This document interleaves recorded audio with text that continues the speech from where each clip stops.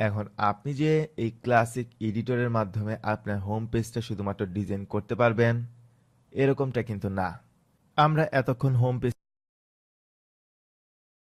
Design করার জন্য যে টুলসগুলো ইউজ করলাম এটাকে বলা যায় ক্লাসিক এডিটর ওয়ার্ডপ্রেসের পেজ বা পোস্ট ডিজাইন করার ক্ষেত্রে বা ব্লগ পোস্ট লেখার ক্ষেত্রে। এখন আপনি যদি ডিসাইড করেন যে আপনি ওয়ার্ডপ্রেসের ক্লাসিক এডিটর দিয়ে ডিজাইন করবেন না, আপনি নতুন যে পেজ বিল্ডার ওয়ার্ডপ্রেস গুটেনবার্গ সেটা দিয়ে ডিজাইন করবেন, তাহলে আপনার একটা কাজ করা লাগবে। আপনি ইনস্টলড প্লাগইনসের মধ্যে যাবেন। যাওয়ার পর আপনি যদি দেখেন ক্লাসিক এডিটর এই প্লাগইনটা অ্যাক্টিভ করা আছে, তাহলে আপনাকে অ্যাট ফার্স্ট এটাকে ডিঅ্যাক্টিভ করা লাগবে। এখন ডিঅ্যাক্টিভ করার পর আপনি যদি পেজেসের আন্ডারে অল পেজেসে যান, এখন আপনি যদি এডিটে ক্লিক করেন, তাহলে আপনি পেজটিকে এডিট করতে পারবেন ওয়ার্ডপ্রেসের যে ডিফল্ট এডিটর নতুন গুটেনবার্গ সেটা দিয়ে। এখানে দেখবেন আমরা সবকিছু ভিজুয়ালি এডিট করতে পারছি। এই যে এই টেক্সটটা দেখুন, এই টেক্সটটা আমরা চাইলে এইখান থেকে এটার ফরম্যাট চেঞ্জ করতে পারবো। H2 করতে পারবো, H1 করতে পারবো, চাইলে এইখান থেকে অ্যালাইনমেন্ট চেঞ্জ করতে পারবো। আপনি যদি এই অপশনগুলো না পান, তাহলে আপনি এইখানে ক্লিক করে মেক শিওর করবেন টপ টুলবার এটা যাতে সিলেক্টেড অবস্থায় থাকে, তাহলে আপনি এই টুলগুলো দেখতে পারবেন। আর এই জায়গায় ক্লিক করলে আপনি আরো আদার্স অপশনগুলো দেখতে পারবেন। সেম ভাবে আপনি যদি এইটাকে বোল্ড করতে চান, সেই ক্ষেত্রে বোল্ডে ক্লিক করবেন। ইটালিক করতে চাইলে ইটালিক করবেন। তারপর এই টেক্সটটাকে যদি ক্লিকেবল করতে চান, সেই ক্ষেত্রে এই লিংকে ক্লিক করে আপনার ডেস্টিনেশন লিংকটি এখানে দিয়ে এন্টার করবেন, তাহলে এই টেক্সটটাও ক্লিকেবল হয়ে যাবে। অলরাইট, এখন এই যে আরে গুটেনবার্গের মধ্যে আপনি যে প্রত্যেকটা কাজ করবেন, এই যে এই টেক্সট আমরা অ্যাড করলাম, এটা হচ্ছে একটা টেক্সট ব্লক। এই লাইনটা যে অ্যাড করলাম, এটা হচ্ছে আরেকটা টেক্সট ব্লক। তারপর এই যে এই ইমেজটা আমি সিলেক্ট করলাম, এই ইমেজটা হচ্ছে আরেকটা ব্লক। এখন এই প্রত্যেকটা ব্লকের মধ্যে আপনি ব্লক যখনই সিলেক্ট করবেন, দেখবেন আলাদা আলাদা অপশনস আছে। আমি যে এই ইমেজটা ক্লিক করলাম, এই ইমেজে দেখবেন এই ব্লকটা কিন্তু এখন সিলেক্টেড অবস্থায় আছে। ডিফল্ট অবস্থায় এটা এই অবস্থায় আছে। আপনি যদি এটাকে রাউন্ডেড শেপ দিতে চান, সেই ক্ষেত্রে এই অপশনটা সিলেক্ট করবেন। দেখবেন কি সুন্দর রাউন্ডেড শেপ কিন্তু আমরা অ্যাড করে ফেললাম এই ইফেক্টটা ইমেজের মধ্যে।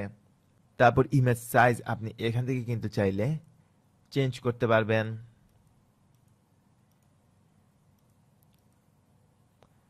Make sense, right? আর অ্যাডভান্সের মধ্যে আপনি আরো এডিশনাল অপশনগুলো পাবেন। এখন ধরুন আপনি যদি চান আদার্স কোনো টেক্সট অ্যাড করতে, তাহলে সেটাও কিন্তু পসিবল। লেটস সে আমি এই জায়গায় আরো এক্সট্রা কিছু টেক্সট অ্যাড করতে চাচ্ছি। সেই ক্ষেত্রে আমি আমার সম্পর্কে কিছু কথা অ্যাড করতে চাই, তাই আমি এখন এই লেখাটা কপি করব। এখন টেক্সট যে আমরা অ্যাড করব, এই যে এর জন্য আমাদের নতুন একটা ব্লক ক্রিয়েট করা লাগবে। এখানে দেখবেন আপনি যেখানেই মাউস রাখবেন, দেখবেন প্রত্যেক জায়গায় একটা প্লাস অপশন কিন্তু আপনি পাবেন। আমি যদি এখানে এন্টার করি, দেখবেন এখানে আর একটা প্লাস অপশন আছে। আবার আমি যদি এই জায়গায় মাউস রাখি, দেখবেন এই জায়গায় একটা প্লাস অপশন আছে। এর মানে এই প্লাস অপশনগুলোতে ক্লিক করে আপনি সেই পজিশনগুলোতে মেইনলি আপনি নতুন ব্লক অ্যাড করতে পারবেন। এখন এই প্লাস আইকনে আমি যদি ক্লিক করি, তাহলে দেখবেন অ্যাভেলেবল ব্লকগুলো দেখাচ্ছে। আর আপনি সবগুলো ব্লকস দেখতে চাইলে ব্রাউজ অলে ক্লিক করবেন, তাহলে দেখবেন আমরা অ্যাভেলেবল সবগুলো ব্লকস কিন্তু এখানে দেখতে পাচ্ছি। আমরা চাইলে হেডিং অ্যাড করতে পারবো, লিস্ট অ্যাড করতে পারবো, কোট অ্যাড করতে পারবো। তারপর আপনি যদি ক্লাসিক এডিটরের টুলগুলো নিয়ে কাজ করতে চান, সেগুলোর সাহায্যে কোনো টেক্সট বা কোনো কিছু অ্যাড বা মডিফাই করতে চান, সেই ক্ষেত্রে এই টুল সিলেক্ট করার মাধ্যমে আপনি সেই অপশনগুলো কিন্তু অ্যাভেলেবল করতে পারবেন এই গুটেনবার্গ এডিটরের মধ্যে। এখন আমরা কিন্তু অ্যাড করতে যাচ্ছি টেক্সট, তাই এখানে আমি টেক্সট লিখলাম। দেখবেন এখানে একটা প্যারাগ্রাফ অপশন আছে। এখন আমি এই জায়গায় ক্লিক করলাম, তাহলে দেখুন এই জায়গায় আমি এখন লেখা অ্যাড করতে পারবো। এখন আমি আমার কপি করা লেখাটা এই জায়গায় পেস্ট করে দিলাম। এখন ধরুন এই জায়গার মধ্যে এখন আমি চাচ্ছি একটা ভিডিও অ্যাড করতে বা কোনো ইমেজ যদি আপনি অ্যাড করতে চান, সেই ক্ষেত্রে গ্যালারি সিলেক্ট করবেন, তারপর আপলোডে ক্লিক করে আপনার যেই ইমেজগুলো আপনি শো করাতে চান সেগুলি এখানে অ্যাড করে দিবেন। বাট এটা আমি চাচ্ছি না এখন অ্যাড করতে, তাই আমি জাস্ট কিবোর্ডে ব্যাক স্পেস প্রেস করে আমি জাস্ট রিমুভ করে দিলাম। এখন আমি আসলে অ্যাড করতে চাচ্ছি একটা ভিডিও, এর জন্য আমি এই ভিডিওতে ক্লিক করলাম। এখন এখানে দেখবেন আপনি চাইলে ভিডিও সরাসরি এখানে আপলোড করতে পারেন, অথবা ইউআরএল এন্টার করার মাধ্যমে আমরা দেখতে পাচ্ছি এখানে আমরা ভিডিও অ্যাড করতে পারবো। এখন আমি আমার ইউটিউব থেকে একটা ভিডিও এখানে অ্যাড করে দিব।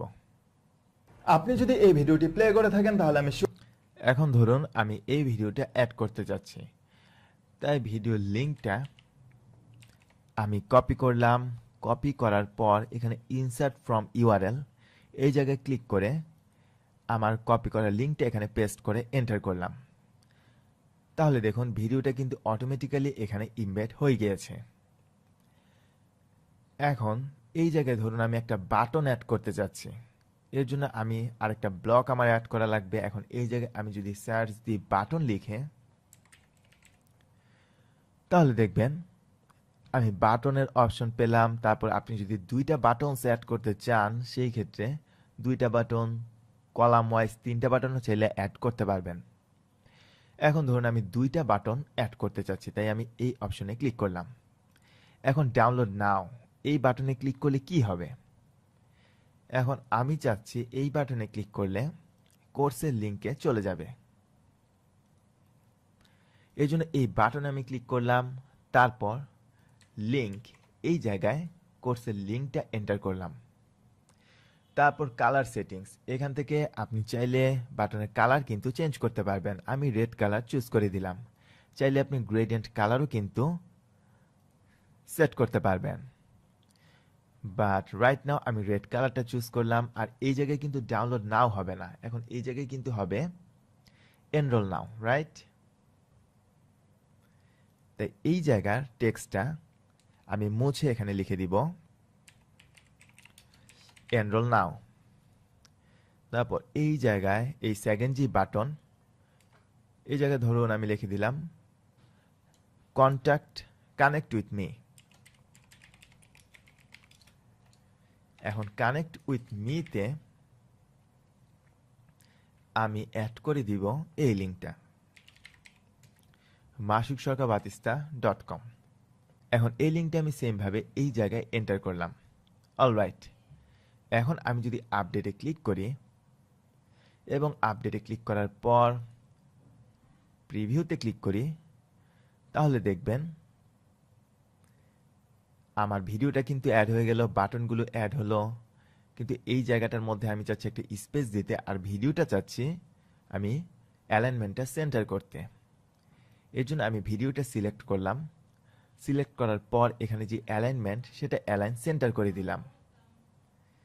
তারপর এই জায়গায় আমি যদি একটা স্পেস অ্যাড করতে চাচ্ছি, তাই এই জায়গায় আমি আবার এন্টার করলাম। এখন আমি যদি আপডেট করে ফেলি, আপডেট করার পর আমি যদি রিলোড দিই, সামহাও কোনো কারণে এই ভিডিওটা আসছে না সেন্টারে। এই ভিডিও অ্যালাইনমেন্ট সেন্টারের ইস্যুটা আমরা চাইলে ম্যানুয়ালি ফিক্স করতে পারি, বাট তার আগে এই ভিডিওর সাথে এই বাটনের স্পেসিংটা আমরা একটু বাড়াতে চাই। এটা বাড়ানোর জন্য ফার্স্টে আমি এখান থেকে সিলেক্ট করব স্পেস। তাহলে দেখবেন আমি স্পেস আর একটা ব্লক পেয়েছি। এখন এটাতে আমি ক্লিক করলাম, তাহলে দেখুন এতটুকু ব্ল্যাঙ্ক স্পেস আমরা চাইলে এখন এক ব্লক থেকে আরেক ব্লকে নিতে পারবো। এখন এই স্পেসের পরিমাণ ডিফল্টভাবে 100 সেট করা আছে। আপনার স্পেস যদি আপনি কম পরিমাণ স্পেস যদি ক্রিয়েট করতে চান, সেই ক্ষেত্রে সেই অনুসারে ভ্যালু অ্যাড করবেন। এখন আমি এটাকে নিতে চাই, এই স্পেসটা আমি অ্যাড করতে চাই এই ভিডিও এবং বাটনের মাঝামাঝি। তাই এই অপশনটা আমি সিলেক্ট করলাম, এই স্পেসারটা। তারপর মুভ আপ এই অপশনে ক্লিক করলাম। এখন আমি যদি আপডেটে ক্লিক করি, তাহলে দেখবেন আমি কিন্তু স্পেস অ্যাড করে ফেললাম। এখন হচ্ছে আমাদের এই ভিডিও অ্যালাইনমেন্টটা সেন্টারে নেওয়ার পালা। এখন আমি যদি এই ভিডিও ব্লকটা সিলেক্ট করি, আপনারা দেখেছেন আমি অ্যালাইনমেন্ট সেন্টারে ক্লিক করেছি, বাট এই নতুন এডিটরে এটার অ্যালাইনমেন্টে কিন্তু সেন্টার হচ্ছে না। তাই এর জন্য এই কাজটা এখন আমি ম্যানুয়ালি করব। অ্যাট ফার্স্ট আমি এই ব্লকটাকে রিমুভ করে ফেললাম। রিমুভ করার পর এখন আমি নতুন একটা ব্লক অ্যাড করব, আর সেখানে আমি HTML কোড মেইনলি এন্টার করব। এখন এই HTML কোডে আমি কি লিখব? আমি যদি আমার ইউটিউবের শেয়ারে যাই, তাহলে দেখবেন একটা অপশন আছে ইমবেড কোড। এখন আমি এই কোডটা কপি করলাম। কপি করার পর এই জায়গায় পেস্ট করে দিলাম, আর শুরুতে এই কোডটা আমি এখন এন্টার করব।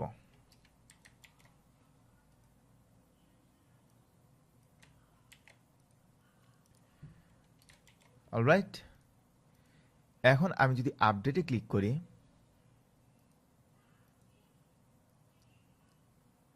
তাহলে দেখুন আমাদের ভিডিওটা কিন্তু সেন্টারে এসে পড়েছে। এখন এই কাজটা আমাদের ম্যানুয়ালি করা লাগলো।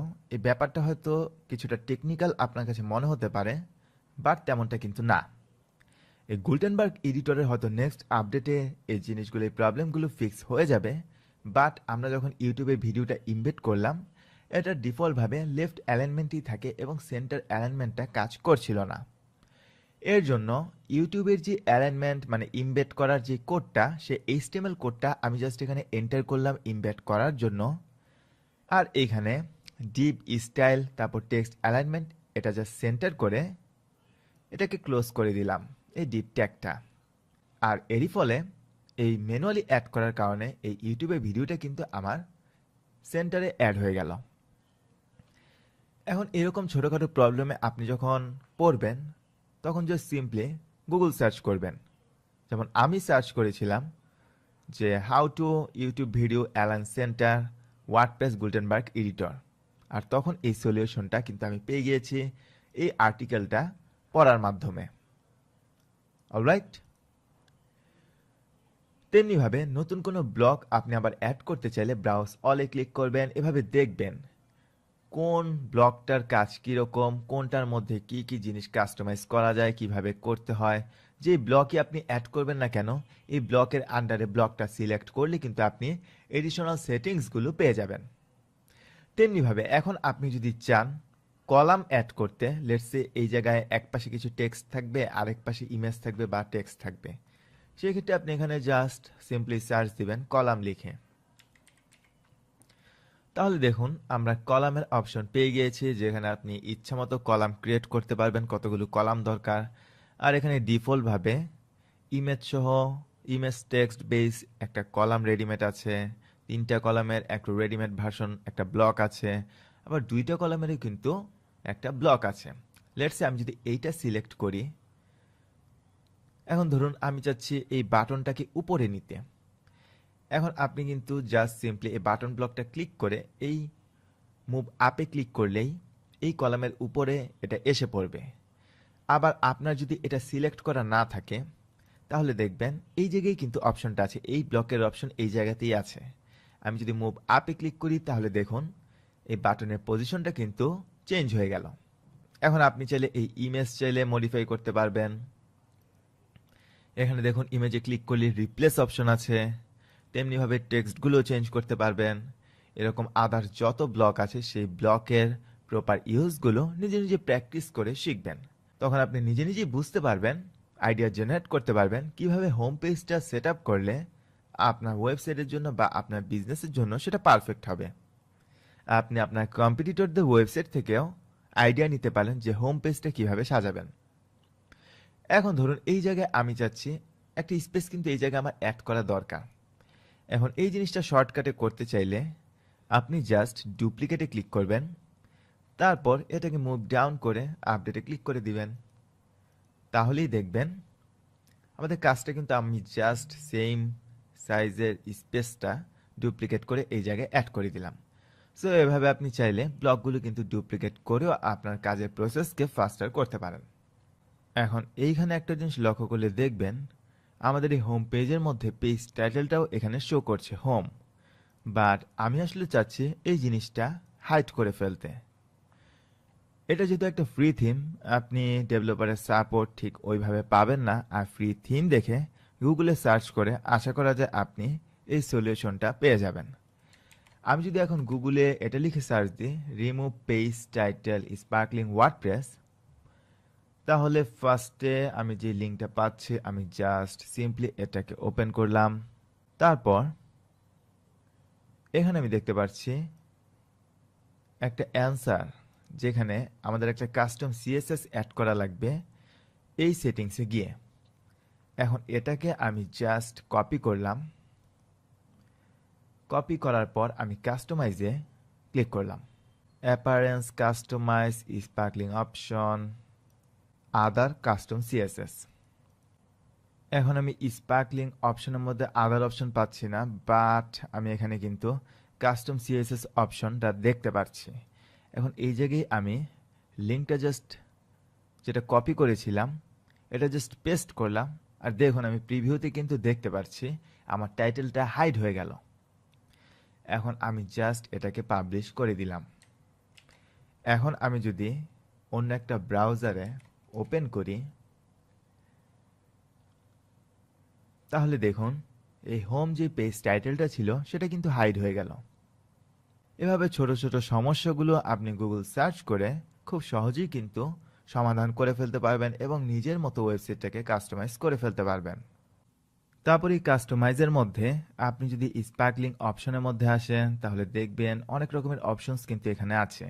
লেআউট অপশন, এলিমেন্টের কালার কি হবে ডিফল্ট কালার, অ্যাকশন বাটনগুলোর কালার কি হবে ডিফল্টভাবে, সবগুলো তো আপনি ব্লকের মধ্যে এডিট করতে পারবেনই।